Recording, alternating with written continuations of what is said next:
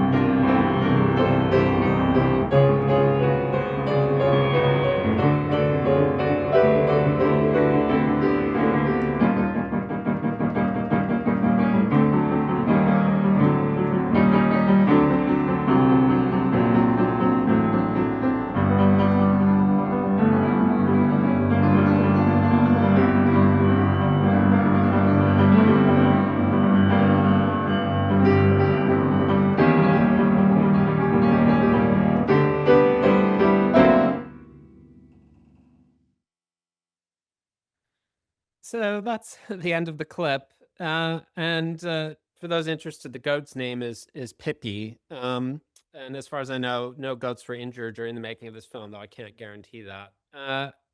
Now, I think when you think of Leni Riefenstahl, when you think of this mountain film, you think of some of the things we saw in this scene, which are these kind of grand, sublime images of the mountains and of sort of men and women being dwarfed by these mountains, and the kind of extraordinary cinematography that are shot on location and really dynamic camera movements. But we don't associate Riefenstahl or the mountain film with giant inflatable men, goats on skis, sort of surreal and kind of crazy gags, slow motion shots, and all of these kind of wacky gags which are being deployed here for comic effect. So we have this very strange merging in The Great Leap between this kind of seemingly quintessential Weimar genre of the mountain film with all the kind of slapstick energies that one associates much more with American slapstick. And indeed, we could think about a lot of American slapstick films that may have inspired this, thinking about something like Chaplin's The Gold Rush, with its kind of snow sequences, or some of the sort of big mountainous chase scenes in a lot of Buster Keaton movies, like in the climax of Seven Chances. The thing, though, that still makes this film, I think, idiosyncratic and which marks it very much as a Weimar film is that it locates its slapstick in this kind of rural alpine setting. And it kind of moves away from the city and from Berlin as a place of kind of dizzying distractions that are kind of wear people down and distract people, and you have to go to the mountains and go to this kind of beautiful alpine context, and that's where the comedy happens. And this is in contrast with, again, the American tradition, where the slapstick is very much located often in urban contexts, with cars, with machines, in city streets. And that's the kind of weird blending of this film. It can sort of draw on the energies of American slapstick, but can't quite locate them within the same kinds of metropolitan and modern contexts. Now, in a way, that goes back to what this word Weimar and what we think of, I think, in the sort of general imagination, especially in the kind of Anglophone world, when we hear the word Weimar as a kind of description. Of course, Weimar is a place; it's a town in Germany, but it's also the location where this Germany's first democracy was kind of established after World War I, after the kind of trauma of the war being lost, of failed revolutions, both from the right and the left, and the tentative establishment of a democracy. When we think about it in the Anglophone context, I think we hear the word Weimar, and we might think, when we're thinking about kind of wider culture, about something like Christopher Isherwood's Berlin novels that he wrote in the 1930s, foremost Goodbye to Berlin, which was the inspiration for the stage and then film musical Cabaret, which paints a very sort of almost apocalyptic, decadent vision of Berlin on the eve of the Third Reich, and contributed, even though it was written in the 1930s, to a later day visions of Weimar Germany, which really understood a lot of its culture in lieu of what would follow it, in lieu of the Third Reich, in lieu of Nazism and the catastrophes of World War II and the Holocaust. And that it was hard to read Weimar culture without thinking about it in this, what we would call teleological terms, in terms of where it was heading. In the last 2 or 3 decades, there's been a kind of shift away from thinking about Weimar Germany, not so much about where it was going and in this sort of teleological direction, but actually thinking about it in more what I would describe as kind of in polarized terms. That yes, on the one hand, it had this kind of tragic dimension, but it was also this period of a real immense appeal for later day sort of readers and critics and artists, for all the kinds of energies and sort of artistic, sexual, political liberation and invention that were going on in all different kinds of aspects of its culture. I mentioned the Bauhaus. We could talk about expressionist cinema. We could talk about extraordinary movements in painting. We could talk about the Dadaists. We could talk about the kind of burgeoning gay rights movement that was where Weimar Germany was a kind of leading site, well ahead of many other parts of Europe. And we could talk about the incredible writers and artists like Bertolt Brecht, Thomas Mann, Alfred Döblin, Hannah Höch, and so many others. And this kind of is this more polarized vision is something that's been with us in lots of kind of general histories, and it's often understood in these kind of, you'll find in a lot of books and exhibitions about Weimar Germany, these kinds of two poles. You have promise and tragedy. You have glitter and doom. You have kind of a rise of it and the fall. And as in Harald Jehner's recent sort of emotional or affective history of Weimar Germany, he talks about the kind of the highs of Weimar Germany, but also the lows. This is another iconic image we have of Weimar Germany, of the kind of dancing on the edge of a volcano, that there's somehow an inextricable relationship between its kind of the energies of Weimar culture, but also the sense that these energies were kind of all right, sort of hovering over around the catastrophe of the Third Reich that was hovering on the edge. In the context of Weimar cinema, you can find this kind of polarization or this movement from a kind of what I've described as a teleological to a kind of more polarized understanding in thinking about its film and its film history. So the two kind of really iconic and foundational texts for those who are interested in Weimar cinema are by first Siegfried Kracauer in his classic study from Caligari to Hitler, and second Lottie Eisner's study of German expressionist cinema, The Haunted Screen. Now, they're both very different books, but the thing that they both really articulate and share is they're very much skeptical that there could be any good film comedy that was produced in Weimar cinema. They're very much more drawn to Caligari, to Nosferatu, to True Metropolis, to the films that we know and know very well. And for Krakauer's kind of very famous, again, teleological argument that you can draw a kind of psychohistorical map from these Weimar films. They're sort of preparing and revealing the ground that will eventually lead to Nazism.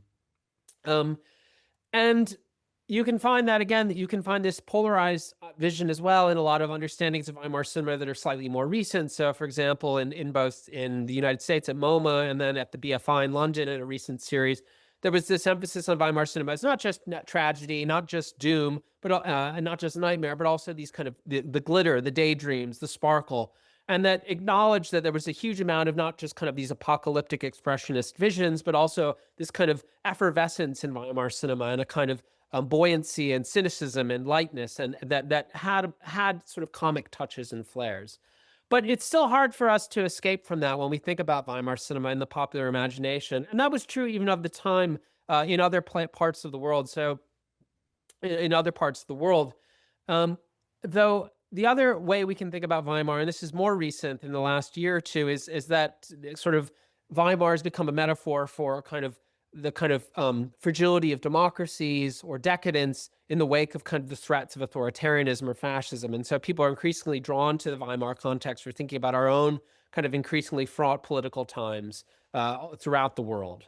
But as I said, this was something that was kind of happening in the same moment as Weimar culture in a way. So this is a really beautiful sort of comic illustration by a French caricaturist named Serge that was published in 1926 as a part of sort of series and portraits of different national cinemas. There was one of French cinemas, one of American cinema, which we'll see in a moment. And this was Serge's vision of what Weimar, what Germans, film allemand, German cinema looked like. And it is, in some ways, very much how German cinema of this period is understood today. We see Caligari, we see his somnambulist Cesare, we see Nosferatu, we see the kind of twisted expressionist fairgrounds and villages. We see sort of an evocation of the mountain film with that great big sort of triangle. And this was even at the time, this is how the kind of apocalyptic, nightmarish vision of Weimar cinema and how it was understood at the time. Now, we seem, in other words, very, very far from this other word that I mentioned, or that I'm trying to bring together here, which is the word slapstick.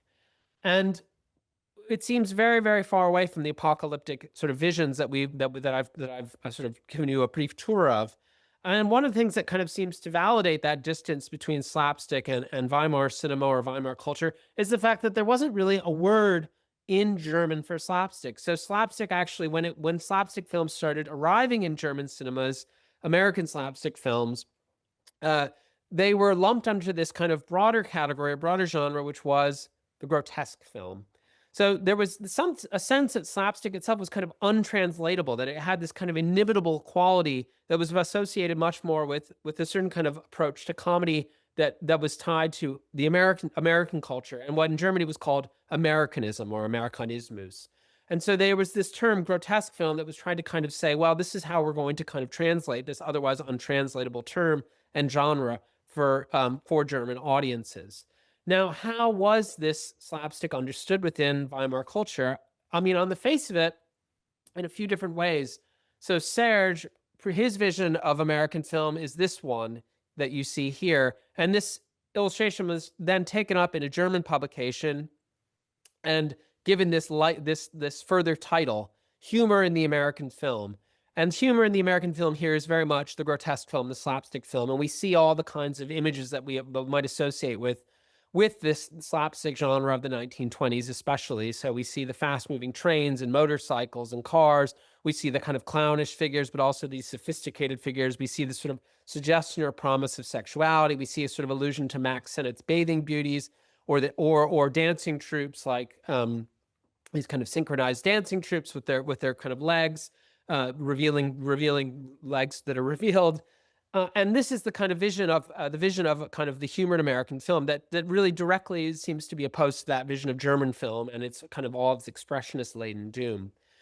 But there were other ways in which American slapstick film was also understood within Weimar Germany. So, for example, in this painting, which was produced by an affiliate of the German Dadaist named Erwin Blumenfeld, and it was painted in relatively early in the Weimar Republic, we see this vision of Charlie Chaplin's tramp as a kind of messianic figure, crucified, kind of for the sins of the modern world. And we see circulating around this figure of the crucified tramp all these extraordinary icons from religion, from art, from culture, including in the upper left-hand corner, you might notice a swastika, which at that time did not have an affiliation with the kind of the burgeoning National Socialist Party, but was connected much more to as a kind of cultural or religious icon. And here there's a vision of American slapstick. It seems to be, on the one hand, so different from the kind of conflicted, ambivalent, apocalyptic vision of Weimar culture that it has this capacity to redeem it. And so we have a vision of Charlie Chaplin as kind of the savior, and an American slapstick film with its kind of complete difference and otherness towards Weimar culture, that it has this capacity to come in, and that Chaplin's tramp is understood in these messianic terms as kind of both the victim and the savior for all the kinds of alienations and complications of modern urban industrial life.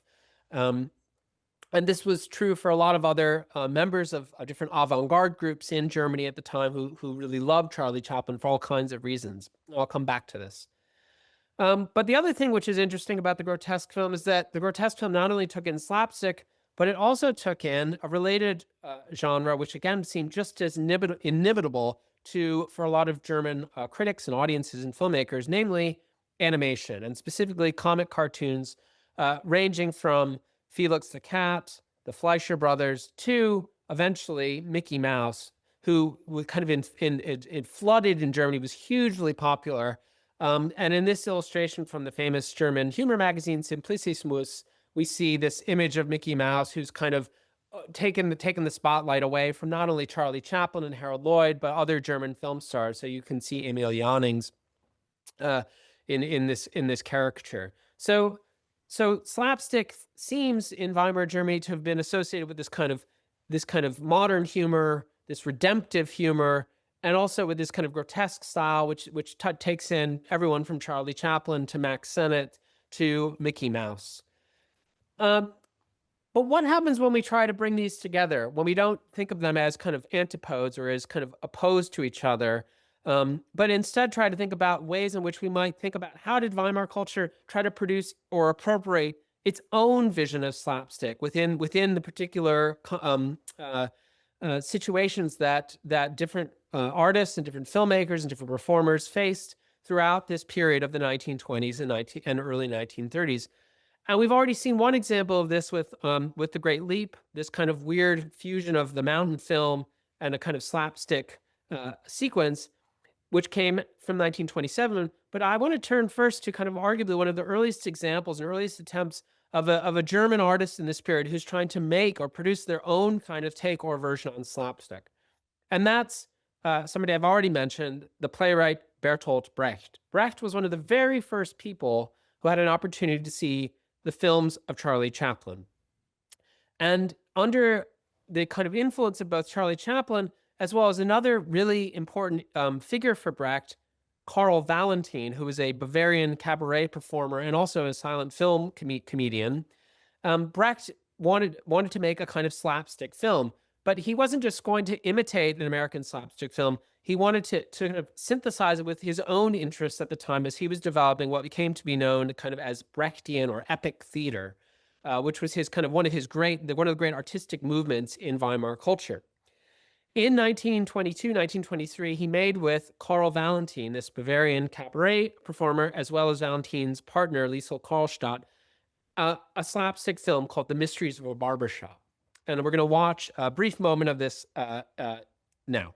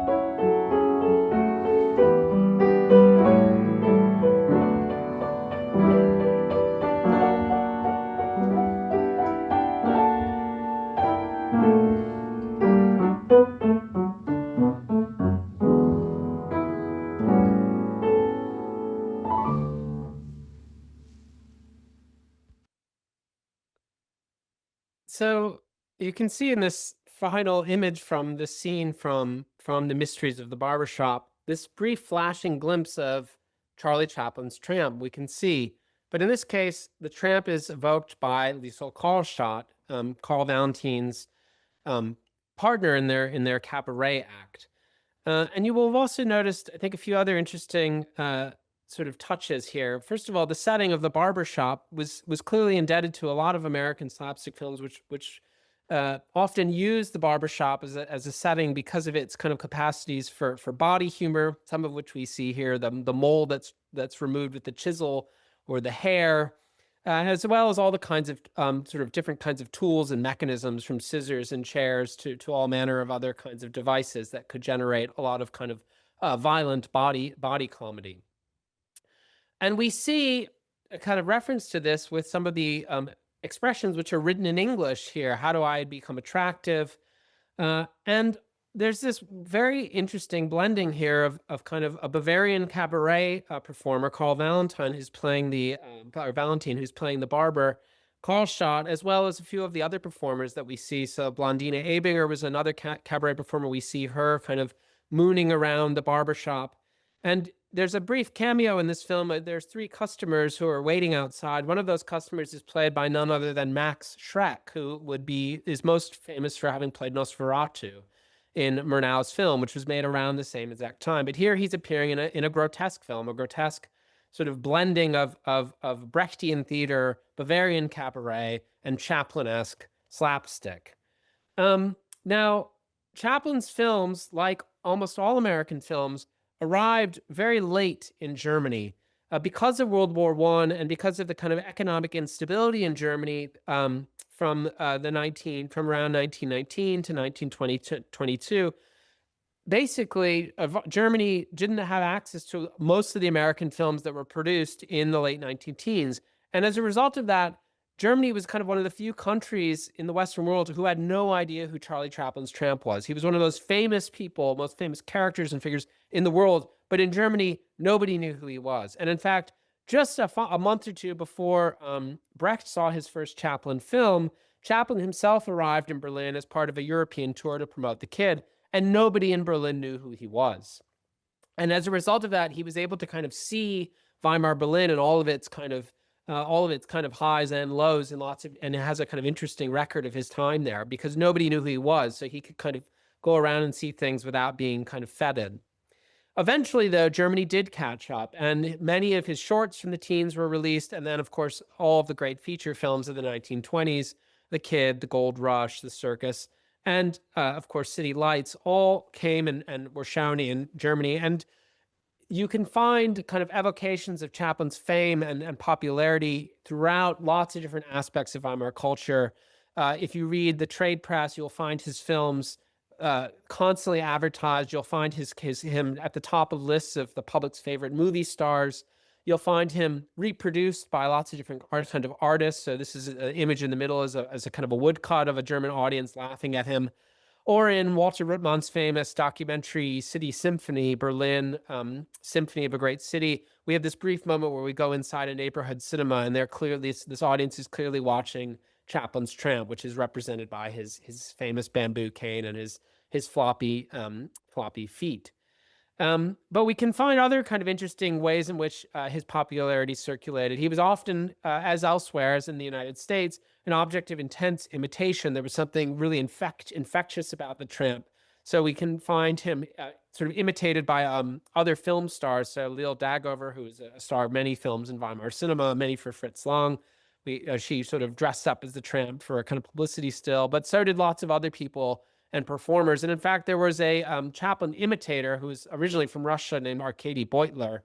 And he starred in a sadly now lost film in which he kind of, it's called Beutler contra Chaplin, where he kind of engaged in this kind of Chaplin imitation. And the film was about how infectious it is to be Chaplin. But the Dadaists also were great fans and imitators of Chaplin. And in fact, before Chaplin's films became available in Germany, they protested it in one of their Dadaist publications. They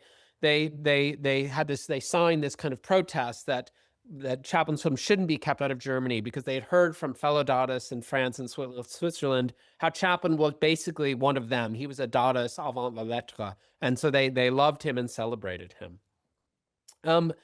In 1931, Chaplin would return to Berlin, and in contrast to his first time there, when nobody knew who he was almost too visible, too famous, too exposed. And from the moment he arrived at the train station in Berlin, he was greeted by Marlene Dietrich, as well as by hundreds, if not thousands, of fans.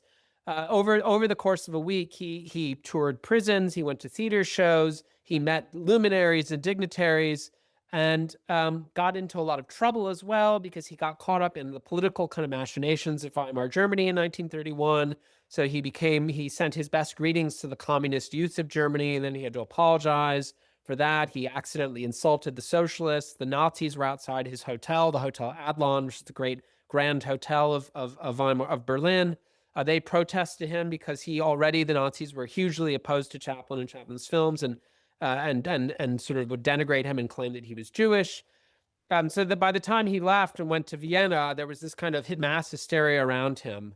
And actually, there were one of the most interesting things about Chaplin's kind of popularity in Germany is that as much as he was recognized as this kind of comic savior who could kind of have this kind of universal humanism through his figure of the tramp, people also recognized him in other ways for his kind of for the kind of politics of his for his tramp character. So on the one hand, we see in the above image there one of the very first kind of intimations of a film of the Great Dictator, where a caricaturist named Carl Arnold in Simplicissimus, this humor magazine I've already mentioned, uses the tramp to kind of portray different dictators, including Mussolini. But also in 1931, the same artist, Carl Arnold, also depicted visions of Chaplin's tramp on the streets of Germany in 1931 during the Great Depression. And here we see him in the political struggle being attacked and yelled at as Jewish by a Nazi. So we see there are kind of two sides of the tramp character, which Chaplin himself would then turn to and create when he made The Great Dictator, which is based on this idea of his tramp being both the dictator as well as the Jewish barber. Now, Brecht was especially fascinated by Chaplin, and he talked about a film like The Gold Rush as one of the kind of defining experiences of his life, in which he focused especially on this scene, which inspired one of his most important kind of ideas or concepts, which is that of the alienation effect, where Chaplin's tramp is pretending to eat fine cuisine and doing all the kind of gestures of bourgeois dining, but he's actually just eating a shoe. Even though he's offering the nail in the shoe, he offers the nail as if he were sort of a wishbone that he were breaking with his cabin mate. And Brecht was hugely influenced by Chaplin this way, so much so that he tried to kind of make his own Chaplin-esque play, which was called Man Equals Man, in which just a week before Chaplin arrived in Berlin, he put on a controversial production of it starring none other than Peter Lorre, who that same year was also the star of Fritz Lang's M. And got into just as much controversy as Chaplin did for his play, taking on the kind of political fault lines of Weimar Berlin in the early 1930s. Brecht and Chaplin would eventually not only meet each other, but would become acquaintances and friends when Brecht ended up in Hollywood during World War II, when after he had fled Germany in the 1930s. And Chaplin arguably made his own version of Weimar Slapstick when he basically gave up making tramp films and made the film Monsieur Verdoux, which was heavily influenced by Brecht and the wider circle of European emigres to produce this very cynical, very biting satire of business, of war, of politics, which got Chaplin once again into a lot of trouble. But Chaplin wasn't the only great American slapstick star who had a huge amount of fame in Weimar Germany. His colleague Harold Lloyd, who produced far more feature-length films in this 1920s period, was an even more ubiquitous presence on German cinemas. And the thing about Lloyd that was fascinating to a lot of people in the German film industry was precisely his productivity and his profit-mindedness. Is that so this is an image from a German trade press where members of UFA and the German film industry went to Hollywood to kind of learn about his production techniques and why and how he could make such efficient and also such funny films. And they wanted to learn from him how to do that. And that was something that was very much connected to the character that he played, this famous glasses character, who was also defined by his speed, his efficiency, his haste. One of his last silent film was called Speedy, and it was shot on location in New York City. This is an image from this film I mentioned before, Berlin Symphony of a Great City, in which we see a person walking in Berlin who's the kind of doppelganger, the spitting image of Harold Lloyd's character. And there's a sense in that Lloyd's character and Lloyd were both kind of role models for this kind of efficiency and industriousness that was associated with the can-do, energetic, optimistic American. In the mid-1920s, the German film industry wanted to kind of harness the popularity of Harold Lloyd's character by making a film starring a German Harold Lloyd. And they hired an American producer named Bud Pollard, who had claimed to have directed Chaplin and other slapstick comedians, though he hadn't. And he basically tried to work with a kind of ambitious American-German film firm to make a German Harold Lloyd slapstick series. Unfortunately, The film series came to nothing. Only a few of the films were shot. They were deemed so bad that they were never released, and they've been lost. So we have no idea what these films were like, or what a German Harold Lloyd, what that would actually look like.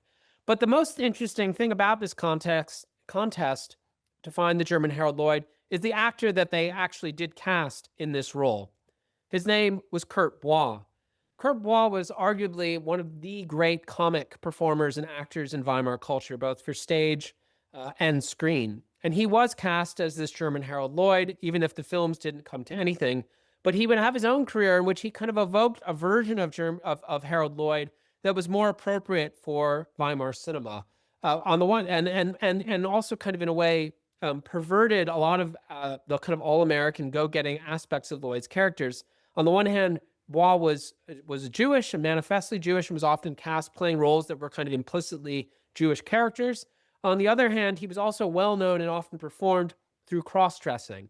So there was a kind of sense in which the German Harold Lloyd, Kurt Bois, was also a German, Jewish, and queer Harold Lloyd.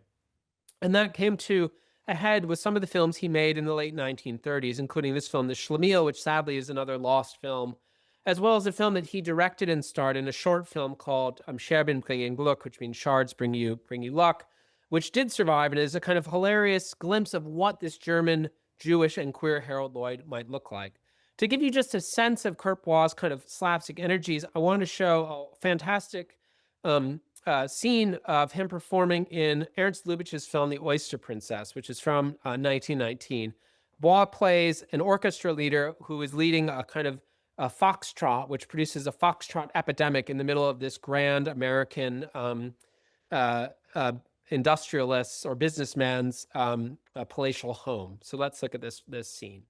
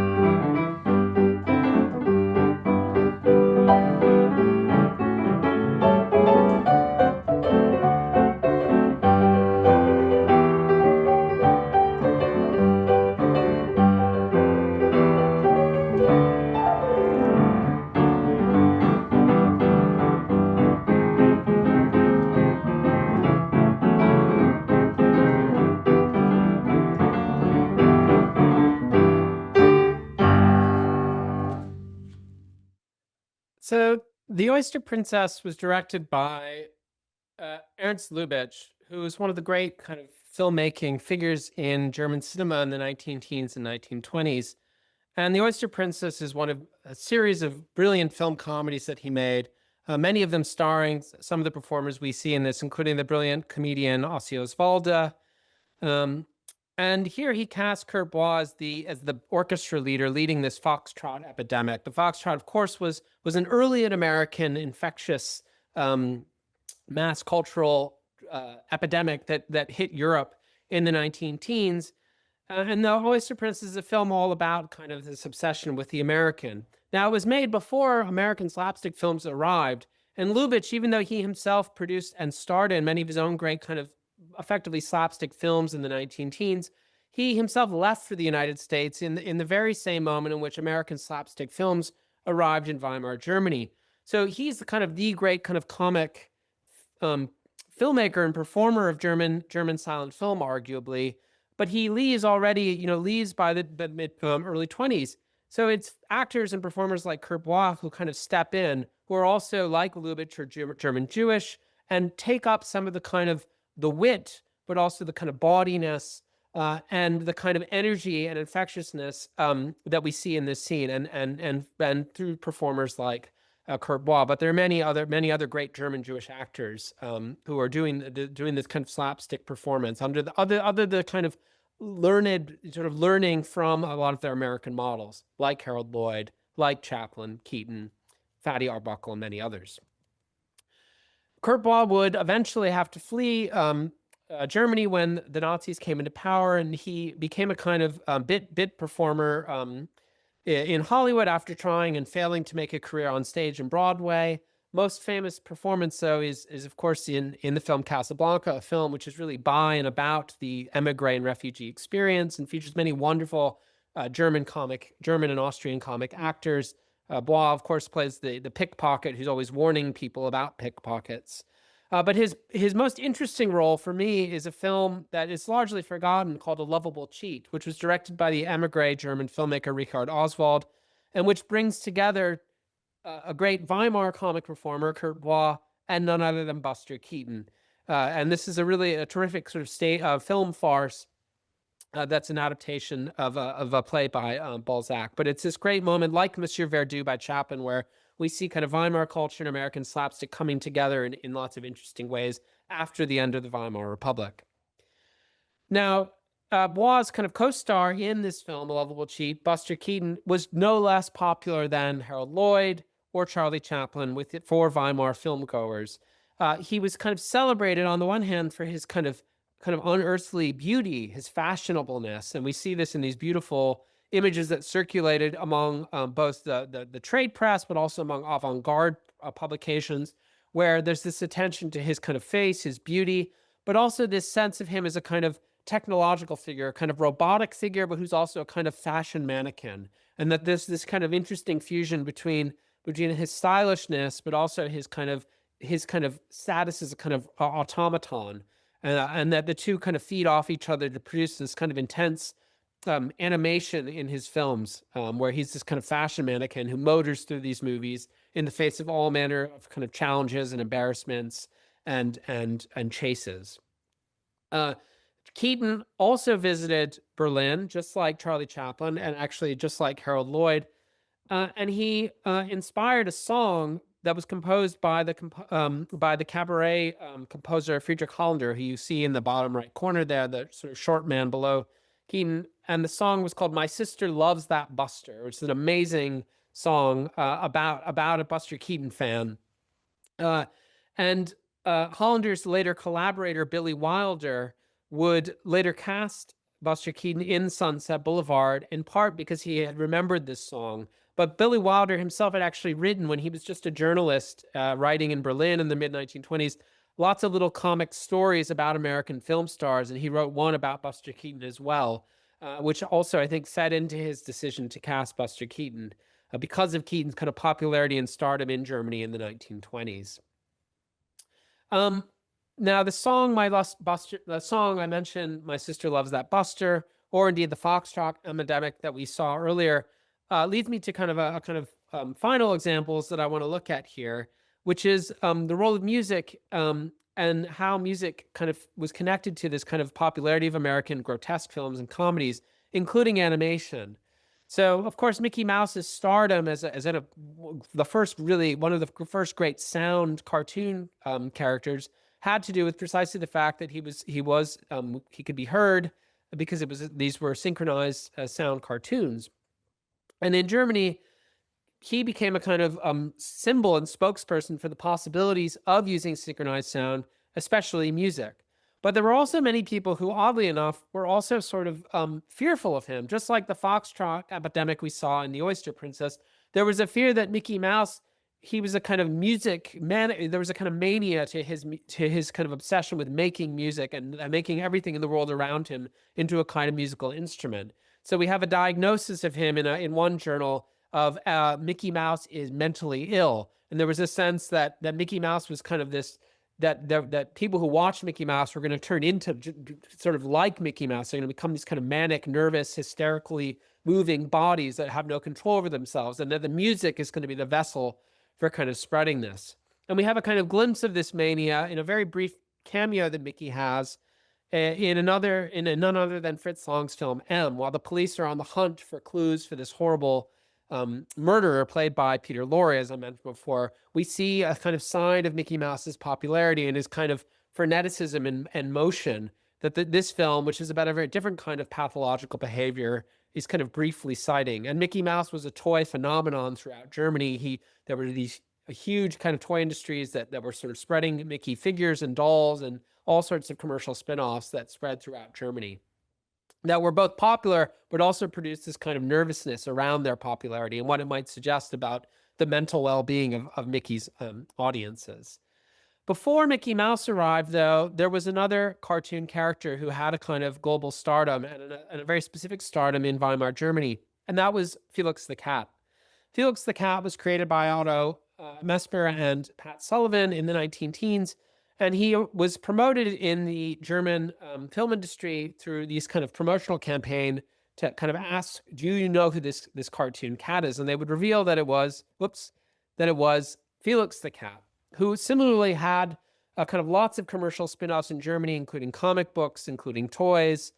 And he was also taken up and appropriated for all sorts of other films. There were versions of Felix that showed up in German advertising films and in educational films. So there was a version of Felix that appeared in a series of crossword movies that were interactive films where audiences went to the cinema and solved crosswords using puzzles that were shown on screen.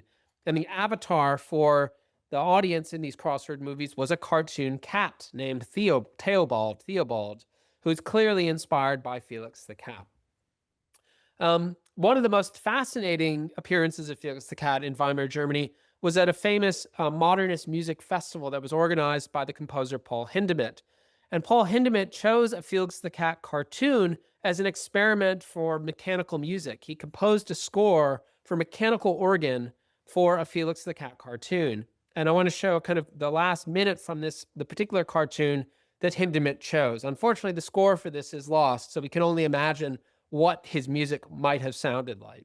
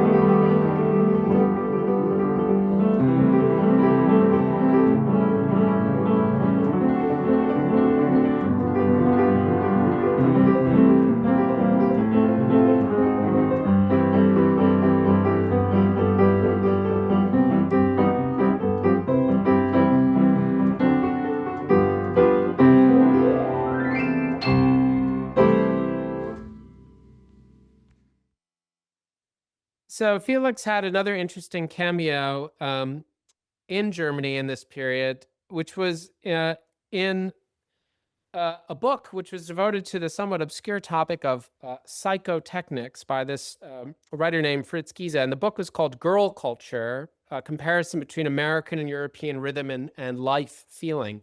Now, this book was inspired by the phenomenon of the 1920s, one of the phenomenons of the 1920s that kind of followed the foxtrot, which was these the Tiller girls and these different kinds of dancing troupes where women would kind of appear dressed in the sort of same costume and doing these kind of synchronized dance performances with kicks, some of which we've sort of seen evoked in some of the earlier images. Now, in this book, Giese talks a lot about these kinds of dance troupes, but he also talks about Felix the cat. He says Felix the cat is just as much a symbol of the ways in which human beings have been transformed through machines, through technology. So in the same way that the Tiller girls represent this kind of new machine logic of human movement and the choreography of human beings in tune with the kind of syncopations of jazz and the rhythms of the machine, Felix the cat is a kind of another figure for this kind of new machine age. And that Felix the cat, no less than the Tiller girls, is also a kind of icon of modern life. And that leads me to the kind of last example that I want to talk about in terms of Weimar slapstick, which is one of the films that we'll be showing at this year's HipFest, Saxophone Susie, which is this kind of amazing kind of co-production that involves filmmakers and performers from Britain, from Germany, from Czechoslovakia, but is all about this fusion, this cosmopolitanism, this transnational circulation between film, between music, between different kinds of film genres, including slapstick. And as we've seen with a lot of these examples, we see where comedy often comes in through music because it's an opportunity for bodies to kind of suddenly let loose and go wild. And that's certainly what happens in this brilliant moment in the film early on, where, as a result of a kind of a deliberate comedy of errors, where the daughter of a kind of wealthy aristocrat takes the place of a dancer at a dancing school, she's asked to audition. Now, where is she auditioning? She's auditioning for the Tiller Girls, this same kind of automated dance troupe that had produced a huge amount of interest and excitement and analysis in Germany, as we have seen. So let's look at her Saxophone Susie's audition moment for the Tiller Girls.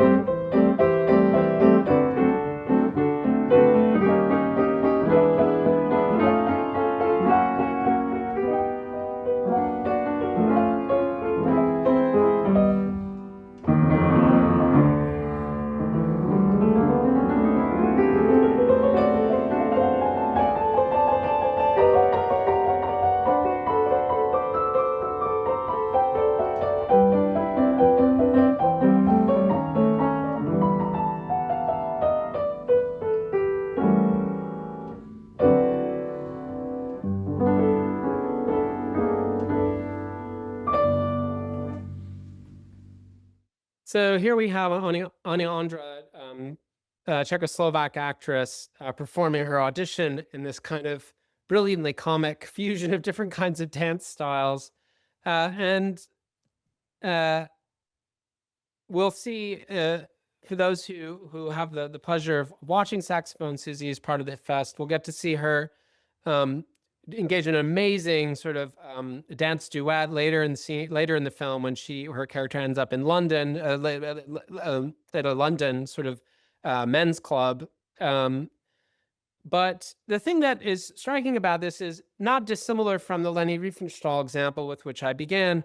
We see, again, this kind of interesting fusion of Weimar cinema and Weimar culture with the kind of American slapstick, where it's not that there's a kind of direct Germans are just doing, German filmmakers or performers or industries are making the same exact thing as American slapstick.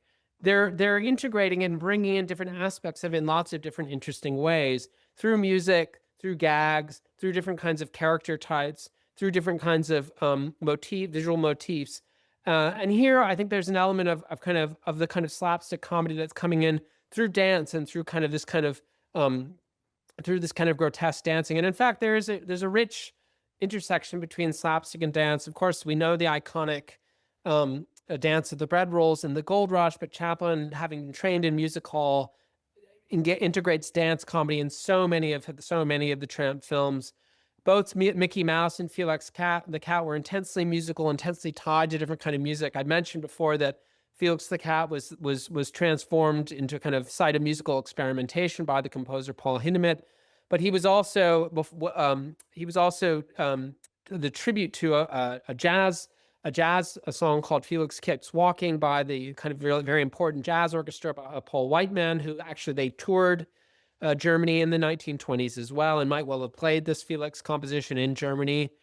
And what we saw with Annie Andra and saxophones is you can find other brilliant sort of female comedians that are working in Weimar Germany, including Ilse Bois, who was none other than Kurt Bois' sister. I mentioned Kurt Bois before, the German Harold Lloyd. Well, Ilse Bois was a brilliant cabaret performer and film actress, and was and especially sort of celebrated for her eccentric and grotesque dancing. In fact, Ilse Bois is not only a brilliant dancer, but she was the woman who first debuted the song, which I've mentioned, "My Sister Loves That Buster." So she was the sister who loved that Buster, and her brother would then later act with Buster Keaton when he was in Hollywood. And finally, there were avant-gardists like Raoul Hausmann, who you see here, who is a member of Berlin Dada and who has had associations with lots of other avant-garde groups, and who is famed for his grotesque dance performances. But he was very much inspired by the dancing and the movements of Chaplin and Keaton and other American slapstick performers. So the dance we see in Saxophone Susie is part of this wider exchange involving music, involving theater, involving film, involving dance, and involving comedy. And they're all kind of coming together in a really exciting kind of cosmopolitan blend within Weimar culture. I'm going to conclude. The last thing I want to say with is just a third and final reference to the HipFest program for 2026, which is the exciting Laurel and Hardy double bill. Laurel and Hardy were hugely popular in Germany in the 1920s and into the 1930s, including into the Third Reich period. Adolf Hitler was a huge fan of Laurel and Hardy's as well, perversely enough. And he was able to see some of their films that were banned for the wider German audiences late into the 1930s. But I wanted to end here because just as they attempted to make a kind of German Harold Lloyd in German cinema in the 1920s, they also tried to make a German Laurel and Hardy. And interestingly here, they cast two German Jewish performers and filmmakers, Siggy Arno, who's on the left, and Kurt Geron.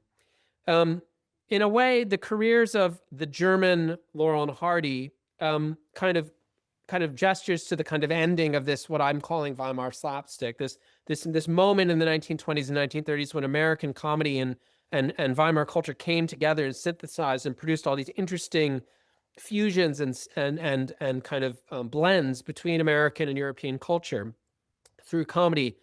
Siggy Arno was very much like Kurt Bois in that he fled Germany, but he eventually ended up in Hollywood.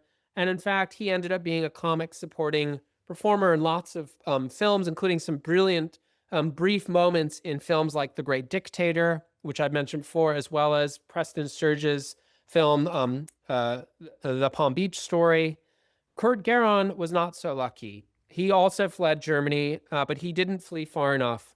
He ended up initially in France, then in Holland, but he was eventually interned by the Nazis. He was made to work at a kind of propaganda concentration camp, Theresienstadt, where he performed and was forced to make propaganda films before he was then later killed, along with almost everyone else who was at Theresienstadt at that time. And in a way, that's the kind of the sort of the two endpoints of Weimar Slapstick, which is on the one hand this kind of exile and emigration for those figures who were associated with this moment of Weimar Slapstick in the 20s and 30s, who fled and ended up often in Hollywood, working in Hollywood in different ways, and those unfortunately who did not survive, who either stayed and perished or stayed and were forced to kind of submit to Nazism in one way or the other. But as much as that's a kind of sad note to end on, we still have this kind of rich archive of materials that survived in the form of films and images and sounds that speaks to the kind of wonderful world of these two rich silent film cultures coming together in this period, and have given us kind of so much to kind of think and laugh about. And thank you very much for listening to me, and please enjoy the HipFest. Thank you so much. Thank you, Paul, and thank you, Mike, as well for your accompaniment. I really especially grateful to you for all those connections that you made with our program this year. We're really grateful for that, and it's really good as well, I think, to be reminded of the importance and the fruitfulness of rethinking your approach to film studies and not relying on the canonical interpretations, but instead sort of knowing that you can continue to find new perspectives and avenues of exploration of silent cinema. So thank you. Really enjoyed that. And thanks to everyone at home for joining us. This conversation is going to remain on the Falkirk Leisure and Culture YouTube channel in our HitFest at Home playlist, where you can rewatch at your leisure. And the screening of Saxophone Susie, which you're now totally teed up for, is going to be live at the Hippodrome on Saturday, the 21st of March, featuring music from a suitably jazz-inflected trio of Jane Gardner, Hazel Morrison, and John Burgess. It's going to be a hoot. And you can watch the As live screening of Saxophone Susie online, thanks to our HitFest at Home offer with the worldwide viewing window open from the 30th of March to the 6th of April. And just remember that booking for HitFest at Home closes at midnight on Sunday, the 29th of March. So don't leave it too late to book your ticket for that. And just to say that for in-person audiences, you can immerse yourselves in the dizzying dance steps of the era as demonstrated by Saxophone Susie and also Colleen Moore in as Pert Kelly in our Friday night gala film Why Be Good at our Roaring Twenties Charleston dance workshop on Sunday, the 22nd of March at 2:30. No experience necessary. It won't be eccentric or grotesque, and you just need to come along with a readiness to have fun. And the other film, one of the other films that Paul was talking about, Mountain of Destiny, Saturday 21st in the afternoon at 4:30. Also to say our pianist for today's presentation, Mike Nolan, is going to be accompanying the futuristic British sci-fi High Treason live at the Hippodrome on Friday the 20th of March at 3:30. And he's going to be at our popular Platform Reels programme at the Heritage Railway platform of Bowness and Kinneil Steam Railway on Saturday the 21st of March at 7:30. And you're going to be offered a warming meal and hot drinks and a blanket to settle down for the tramtastic selection of turn of the last century tram films narrated by Dr. Lorre Snapper. So there's loads going on and we hope to see you there. A quick reminder that our excellent value HitFest passes are on sale now with 5-day and weekend passes available, as well as a weekend pass for under 30s and a digital pass for all 7 films in the streaming lineup. And final note, we hope you enjoy browsing the many other titles freely available in our ever-growing library of talks by a host of knowledgeable and engaging speakers like the one we've just had on our HitFest at Home playlist. And if you do feel able to donate to support HitFest online and in-person programming, there is a link for donations in the episode info. And I think HipFest is the second option in the drop-down list, and each autofills to £1, but you can amend that to any amount that you like. Yes, that's all. Thank you. See you soon. Auf Wiedersehen.